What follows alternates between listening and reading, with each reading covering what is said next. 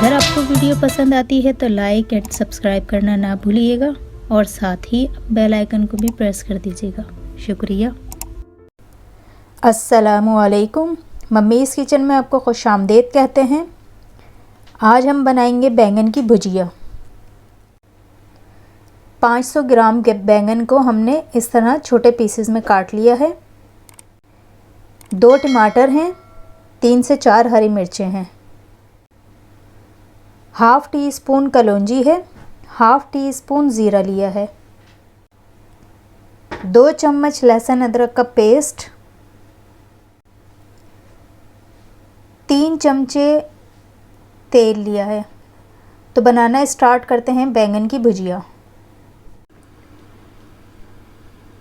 Oil मैंने pan में डाल लिया है और इसमें हम ज़ीरा और कलौंजी डाल लेते हैं और इसे हल्का सा फ्राई कर लेते हैं।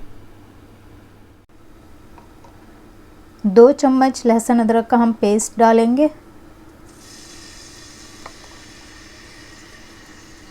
और साथ ही इसमें टमाटर शामिल कर देंगे,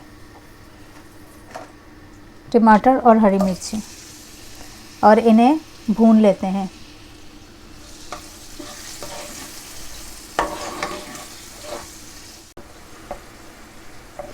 टमाटर भुन गए हैं। नमक इसमें हस्बे ज़ायक़ा इस्तेमाल कर लें और हाफ़ टी स्पून मैं इसमें हल्दी शामिल कर रही हूँ।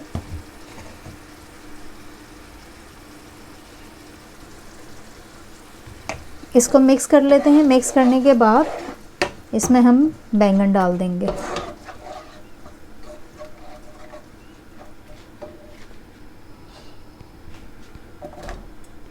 बैंगन शामिल कर दिए हैं। बैंगनों को अच्छे से मिक्स कर लें।